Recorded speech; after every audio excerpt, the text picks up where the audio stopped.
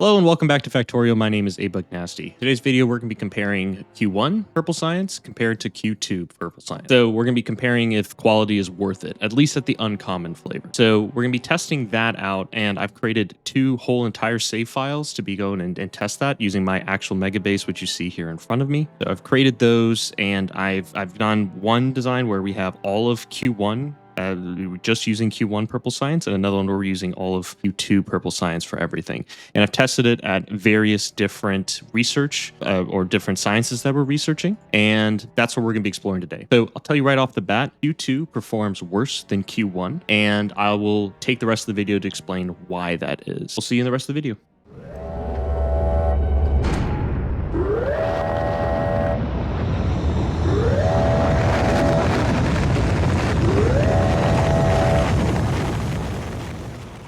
All right, so here's an overview of what the actual results of today's video. You can go and see this on my website that I've created, which is abucknasty.github.io, and that'll be in the link in the video description below. I just recently created this website to make it easier to go and find benchmarks, see all the blueprints that I have, and then any tools that I use for benchmarking. So that's gonna be my new main place where I wind up hosting all of the benchmarks to make it easier for you to go and find them rather than having to go and dig through my GitHub page, which has been an annoyance for a while. So with this, let's talk about the current setup. So we're running on Linux. So that's my new de facto. I run everything on Linux here. We're running on Factorial version 2.0.76. So the question is Q1 or normal quality, or is Q2 uncommon quality going to be better in terms of UPS for Purple Science? So without a doubt, Q1 is going to be better than Q2. So just in terms of the setup, and I'll show this here in Factorial itself, the main thing that I want to point out here when we're looking at this is just how different the stone creation setup is for Q2 versus Q1. So in Q2, you can see there's these big mining drills that are going to be going directly into a, what are these called, a cargo wagon, and then pulling that out and voiding it by voiding all the Q1 ore and putting them directly into assembly machines to make landfill. And we've shown previously that this was definitely the most optimal way to void stone. So this is the setup. They kind of take up a patch like this, and then there's just the sea of belted stone that has to go out from here. So same kind of thing for iron and copper, and those are all going to be directly voided. They're not going to be crafting an intermediary, and they just have double facing recyclers, and this was the best design that we could come up with in previous competitions where we've tested voiding strategies. There's videos that I have on my channel that talk about that if you're more interested in it. So, and then finally, the science blade is going to be seen kind of in this screenshot below. This is what it's going to look like. So I'll go and I'll jump over to the actual save file so that we can go and look at what one of these look like. And we'll compare and contrast that then afterwards to the Q1 setup and how different that looks. All right, so here's one of the save files that I was using for this test. So we've got here, we're running worker robot speed on this particular save file. We've got it running as fast as we possibly can in terms of yes. So we just cranked up the actual speed of the game, which you can do by issuing a command for game speed of 3, 4, 5, whatever you want to do, and then that will change the speed of the game. So what we're going to explore here is here in this little quadrant down here of this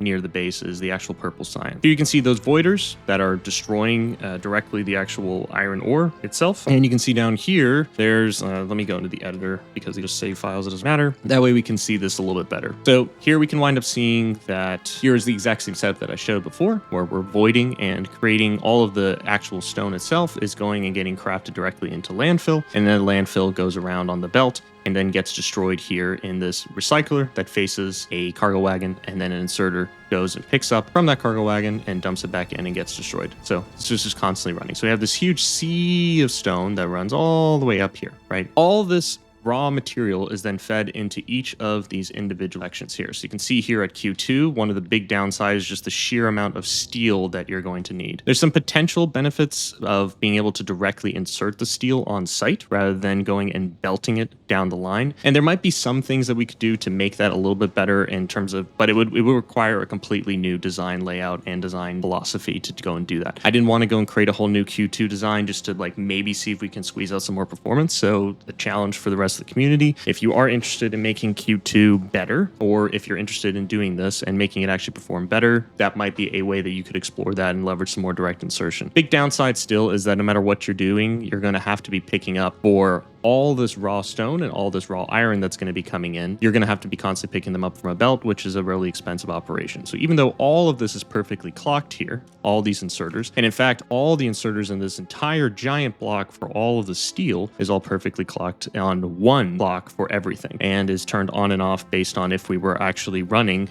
production science or not. So that's the current setup here. Then we wind up coming into this area where we make all the intermediary products. And finally, the final head module section here, where we're going to be making the production science packs themselves. And then those are going to get flowing down this belt. Now, as a reminder, Q2 is better because it's twice the effective science. So one production science pack is going to be the equivalent of 2 Q1 production science packs. So that's the idea that we wanted to explore was, okay, is it better to run 8 belts of uncommon production science, or is it better to go and run 16 belts of normal quality science? So just to give you a sense of scale, this is just how big this huge cluster here is that makes all that production science. And if we zoom out, then you can see the very kind of more meager amounts of stone that you're going to need. And it is a lot, but the benefit of belting it is that we can highly compress all of the stone that we're going to need by just shoving it and onto these belts, because this belt here of this stone is going to be the equivalent of 2x the amount, right? Because it's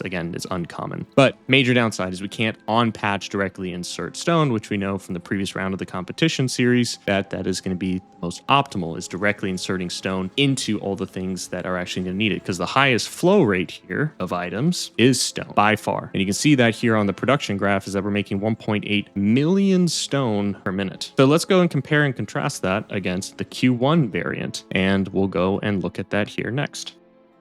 So here's the exact same save file, but I've gone through the meticulous effort of deconstructing this whole entire area for purple science by hand with robots, and then moved all of the science production up here. So here's the new purple science area. And the reason I've done that is because depending on whichever one wins is going to be the one that I'm going to use going forward for my Megabase save file. So I didn't want to just go and use the editor to go and make it just for the test. I wanted to actually go and use my fleet of Spidertrons to go and do that work. So let's go and look at that since this completed this area over here. This is the new purple science area. And so what I'll do is I'll go into the editor just so that we can more easily see this whole entire area, and we'll slow down the game a little bit so that we can look at it. So you're going to see that there's an obvious FPS and UPS issue just looking at this here in general because of just the sheer number of belts that we're going to have. But what we'll look at here is this is the actual area. So let's go and always render this as day just so we can see it better. So this is the main science block. I've opted for belting in the stone, even though I know it's going to be better to do this on patch. The reason I did that is because it's incredibly painful to go and find enough patches that are actually going to perfectly fit these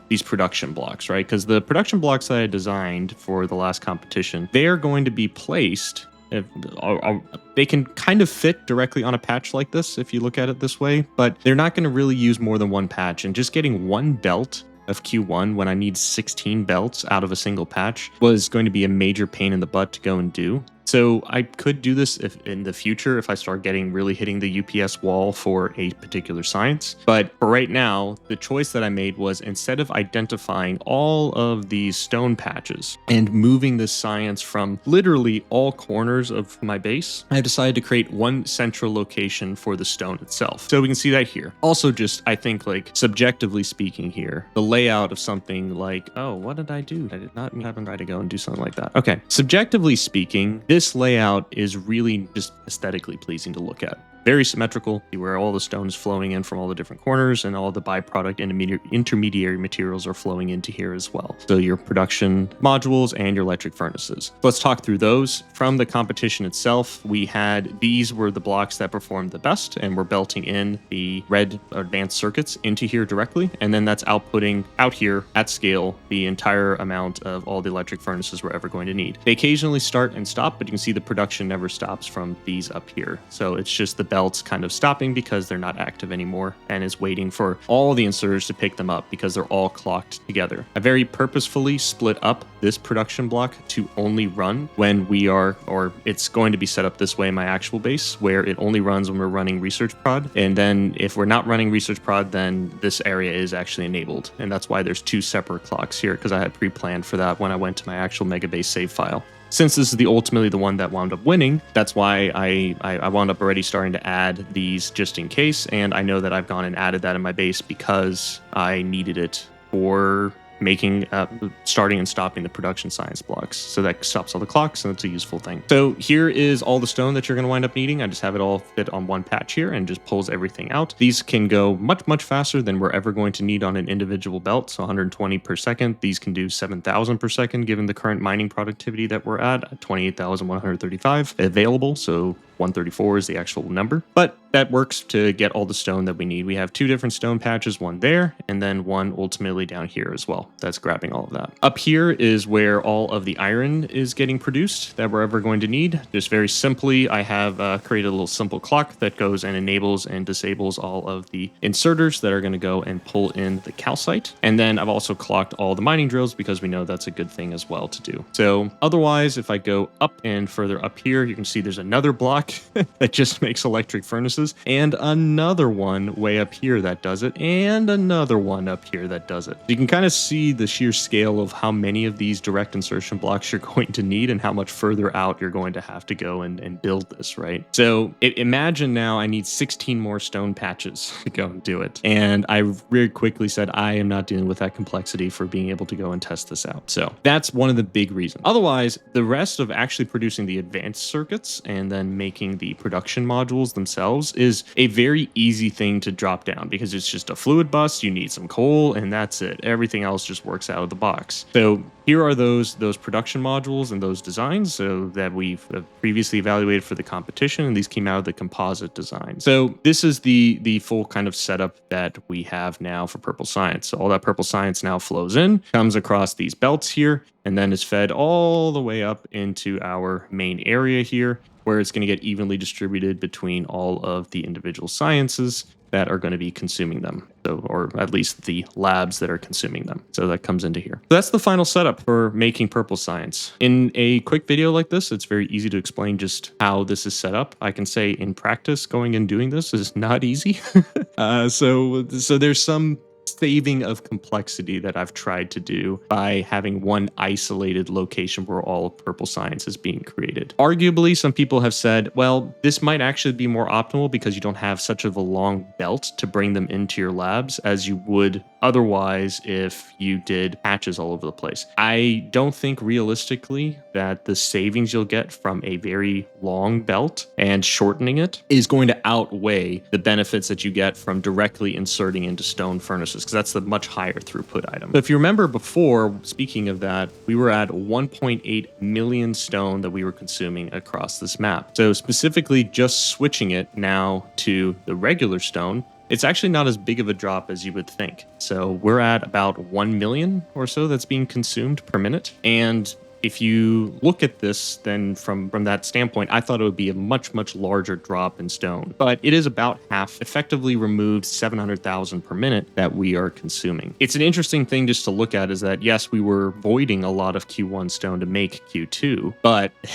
when you think about that then, though, yes, we were still crafting 1.8 million, but we weren't using any of it. We were just destroying it. What we're really gaining here is the fact that all the stone that we are using, we're actually consuming all of it. So that's a major difference. And if we wind up just typing in stone here, you're going to see that for the other qualities, they don't exist. So it is just a direct to stone, make stone bricks, make the other items that we're going to need stone, and that's it. So let's go through some benchmarks and we'll talk about this for worker robot speed. We did this also for mining productivity, and we've also done it for one other side. Let me check. Nope, that's it. Just mining productivity and worker robot speed. What I wound up doing is I took the save file and I stopped research altogether so that we could see what the current baseline is, so that we know what the UPS consumption of the whole base is while it's at idle. So let's go through some benchmarks.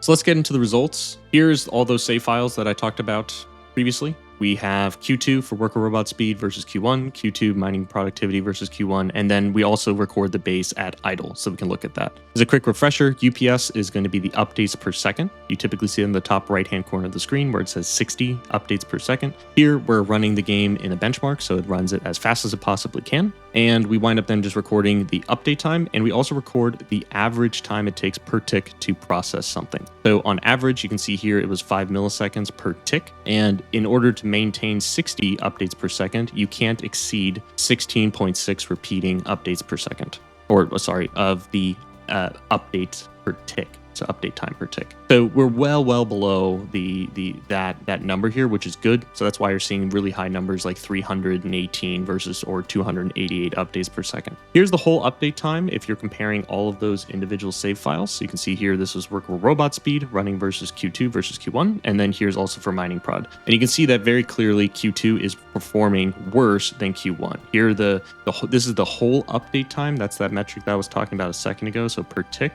We want that to be lower, so the lower it is, the better.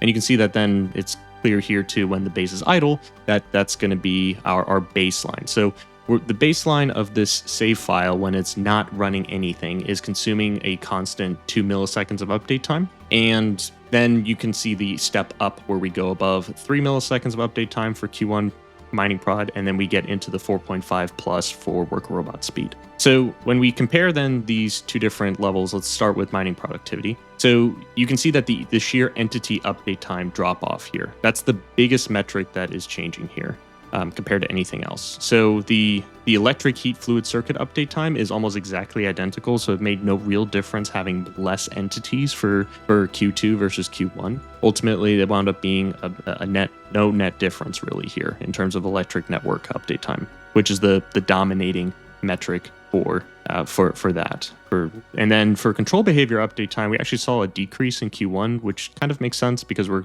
controlling a lot less inserters. Like remember those big, huge steel blocks that we saw? Those were all being controlled by a circuit network, and so therefore we're experiencing control behavior update times. And then otherwise, transport lines actually went down for Q1, which also makes sense because we're not belting the stone anymore, at least the sheer amount of stone that we were previously. So that's also dropped. Otherwise, the other categories stay relatively the same, and you can see that this makes an overall a 10.36% difference. Now, if you count for the fact that we had this baseline metric here, the actual percent delta between these two, if you ignore the baseline, is actually closer to 20%. And that same 20% shows up again for worker robot speed. So here we see it's a relative 10.4% difference, but if we ignore the baseline and cut off 2 milliseconds, then the magnitude of that delta is larger. So then the relative A-B comparison is actually 20% worse for Q2. So Q2 performs 20% worse than Q1, which is a significant amount when you're looking at an entire save file, an entire base. And when we did this test for red, green, and blue, we noticed maybe a 1% delta, so it really didn't matter. Here it is like clear as day. Q1 is going to be the better for making purple science, which isn't a surprise for a lot of people. But there's maybe an argument to be able to go and explore higher qualities, but you're going to have a really hard time producing the amount of steel that you're going to need, which you'll run into. So for the points of this purpose of this, there are probably better ways to go and void stone than using recyclers, but I very purposely locked it in. This is the way that I'm testing it, and people in the future can go and take this and try to make it better. So if you want to explore it further. So again, so just the analysis of exactly the save files I've shown up. Q2 performed worse. Again, the same thing. Entity update time was the biggest delta.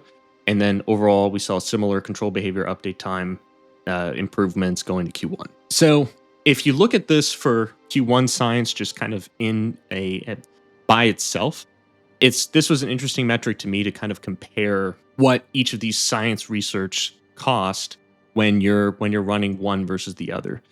So worker robot speed is going to be about twice as expensive, or 1.5 times as expensive, I think would be the correct number here. This is 4,600 versus 3,100 as running mining prod.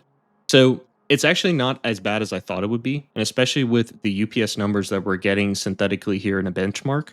That means that we could, there is a theoretical limit now that we're over the 200 UPS mark where you can keep pushing at least 3 times the scale of my base, and then potentially 4 times. So instead of right now the effective science per minute that we're running at 5.4 million science per minute, or effective science per minute, you could probably be pushing close to 21 million. And that's actually possible. Now, we'll see. I'll eventually scale up my base to prove that. But for now, we're staying here to make it a lot easier for me to go and create these save files.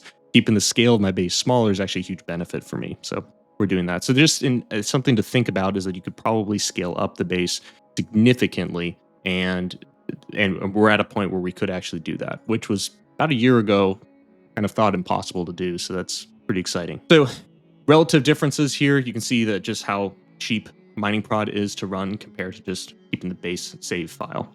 And then worker robot speed has that very sharp, almost doubling of entity update time. And finally, for Q2, we saw kind of a similar scale, but ultimately here, the main thing that I want to call out is that you can see that the relative difference between Q2 mining prod isn't as high. And one of the reasons for that is just that for worker robot speed, now we're running a more expensive, say, science for purple science.